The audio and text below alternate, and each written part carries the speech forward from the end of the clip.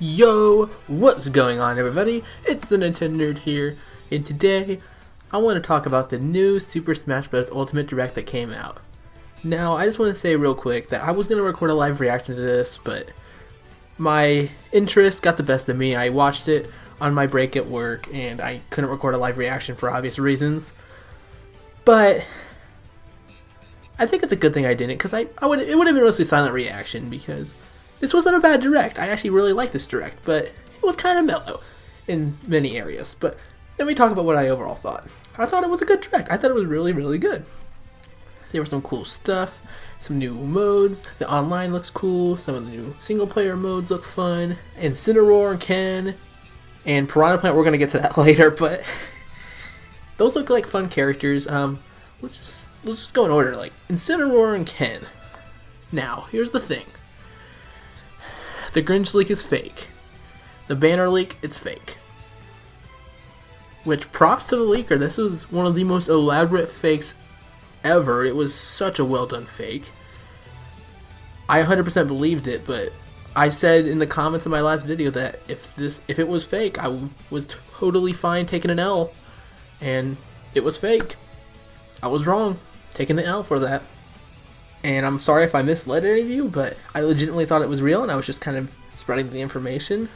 But yeah, it's fake, because Ken was in, of course, but Incineroar was in, and Incineroar was not in the banner leak. He was not in the Grinch leak. Now here's the thing. The final two characters in the game are Ken and Incineroar, which they're really cool. I actually think I'm going to play Ken more than I play Ryu, which I don't play Ryu much at all. He's really technical. I'm not very technical based. And I just can never really get his inputs down, but Ken looks like fun. I'm going to pick him up. Well, I'm not going to pick him up, but I'm going to play him more often than I did with Ryu. And I'm going to probably play Incineroar a lot too, because Incineroar looks awesome. And I was totally not expecting a new Pokemon, but if they were going to go with any of them, Incineroar's perfect, because Incineroar is my personal favorite of the trio of starters in Gen 7. I loved Incineroar. Loved him, and I'm glad they went with him. He fits perfectly, and we don't really have a wrestler in Smash Bros. Surprisingly enough, so he adds a wrestler, and he fits perfectly. He looks like a lot of fun to play. But here's the thing. I don't think it was smart of them to end the hype cycle of fighters with Ken and Incineroar. Don't get me wrong, they're not bad characters, and they're really cool, but why end the hype cycle on them? It just seemed very odd. They could have ended with K. Rool, Ridley, maybe Simon, and that would have been awesome. That would have been awesome if they ended with any of those characters.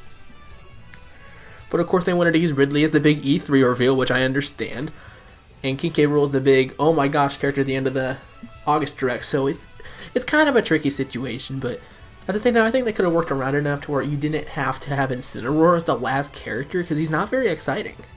And as big of an Incineroar fan as I am, because I'm a huge Incineroar fan, I am. I legitimately love the Pokemon, but I'm not as excited as I was to see other characters. Even Simon I was more interested in. I've never played a Castlevania game in my life, because he's from a new series, he looks unique, he looks like fun.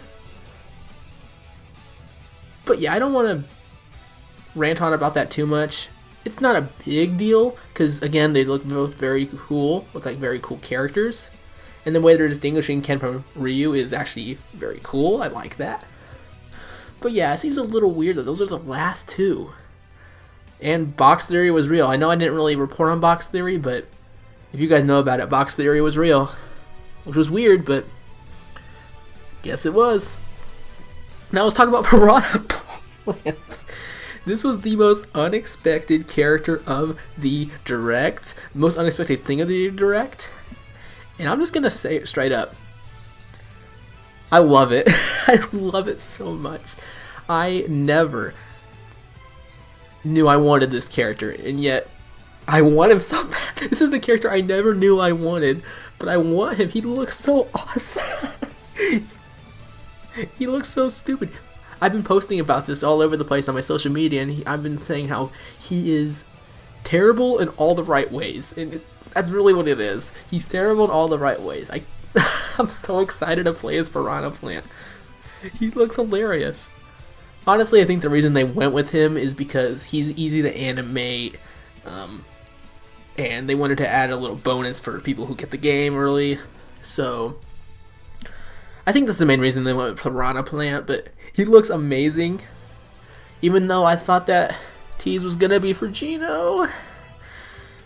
Yeah, and that's the thing. None of our most likely characters got it. And Isaac was confirmed as an assist trophy. That really hurt a lot of people.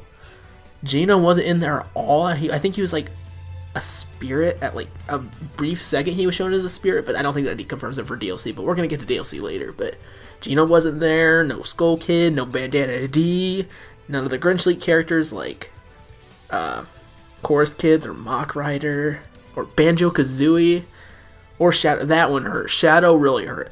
If there was one thing I'm disappointed about this direct, it was Shadow. Not that he's not enough fighter, because that's fine. I have my two most wanted characters ever in Smash Bros. King K. Rool and Ridley and Pac-Man, because I wanted Pac-Man a lot in Smash 4.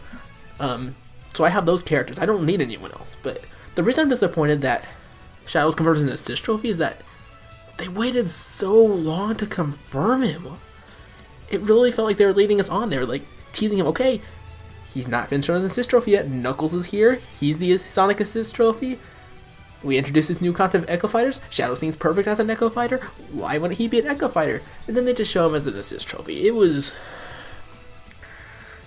Honestly, it kind of made me a little angry. Just that they did that. How they kind of... I don't think it was intentional, but they really let us on with that. I don't know why they waited so long. They could have confirmed it when the game was initially shown at E3, or they could have confirmed it in the August Direct.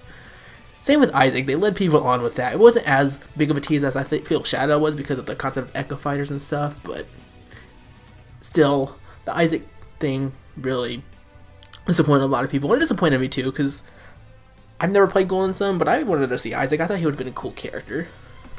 And the fact that he's back and he's only doing his pushing and his grabbing, I don't know. There's a lot more you can do with him.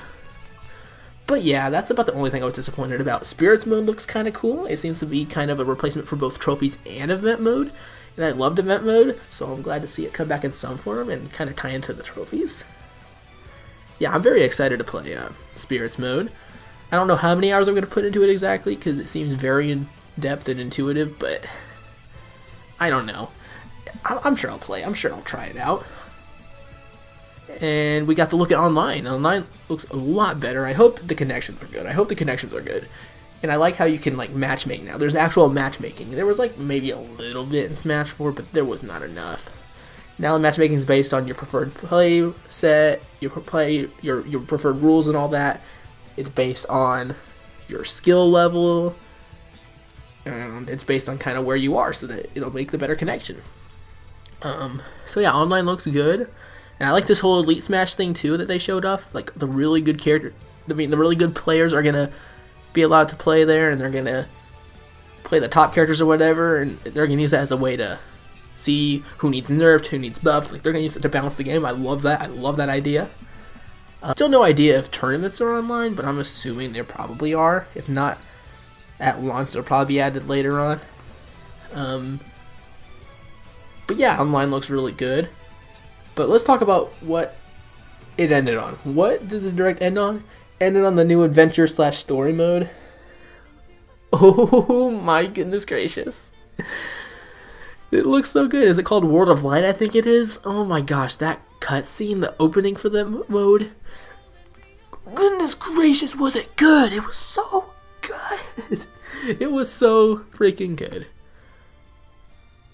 And it looks like so much fun. I know it's not technically what maybe we looked for. Like, we wanted to see him run around these worlds more often. This is mostly just fighting, but I'm fine with it because, A, it looks like it's going to be the way to unlock characters. They didn't confirm the way to unlock characters, which is strange, but this looks like the main way, at least, to unlock characters. And you can fight bosses, which is really cool. You can fight, like, Master Hand, Rathlos, Gallium from Space Emissary and Brawl, he's back.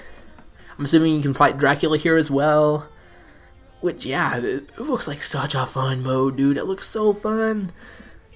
I can't stress enough, that trailer, that opening for that was just so good. And then how the Smash Bros. Ultimate theme song comes in with lyrics, it's so good. It was so good. It made me so hype.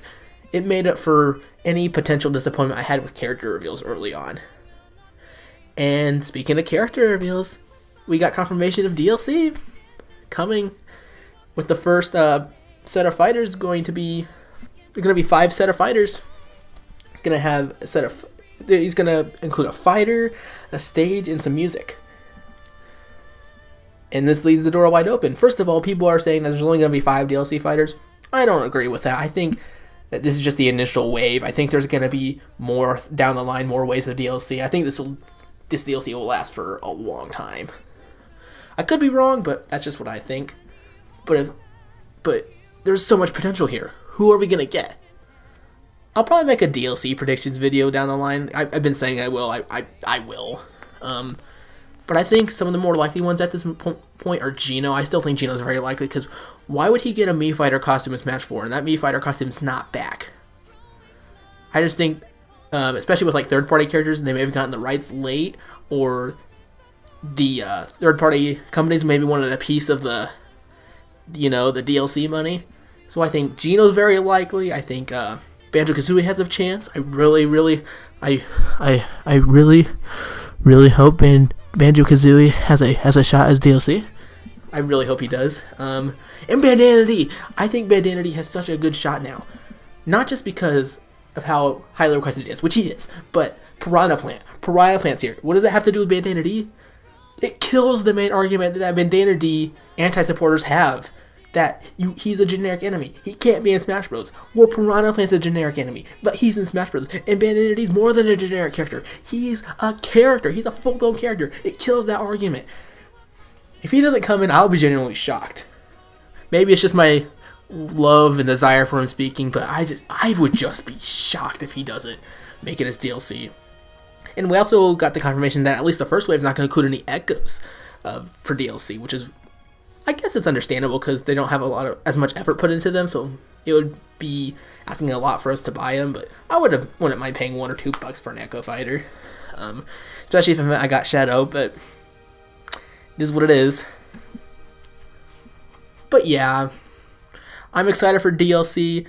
I think the most likely ones I'm just gonna put 5 characters out there. I think the most likely for this first wave are Geno, Banjo-Kazooie, Bandana D. Okay, I can't think of 2 more characters.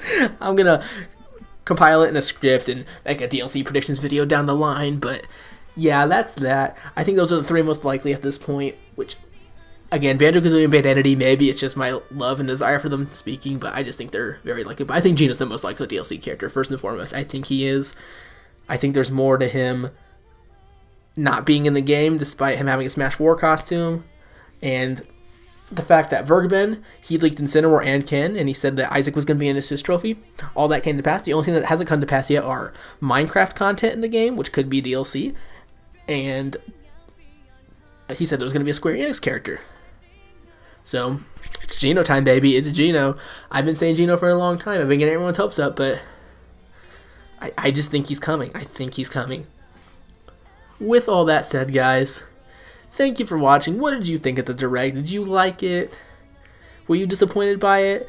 I know I would understand if you're disappointed by it. It disappointed me in certain aspects, but at the end of the day, this game looks amazing. And I said back in my Nintendo Direct discussion when Isabelle got revealed that nothing could kill my hyper excitement for this game. And that still stands. As maybe underwhelming as Incineroar and Ken were as final characters, and well, first of all, Piranha Plant's not underwhelming.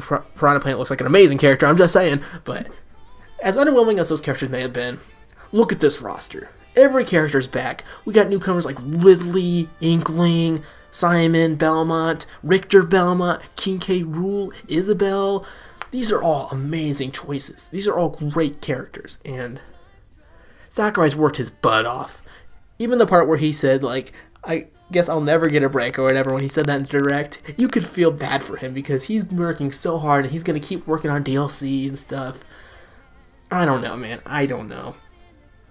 I hope Sakurai does get a break, though. I hope these DLC fighters won't be as much of a burden on him, and I hope he'll be able to take breaks in between them and not work on them for as long hours as he's working on this game. So yeah, as I said, let me know what you think about it. Be sure to like the video if you liked it. Be sure to dislike it if you disliked it. Be sure to subscribe and also comment below. As I said, tell me what you think and what you thought of the video as well. And I'll catch you guys in the next video. Peace out.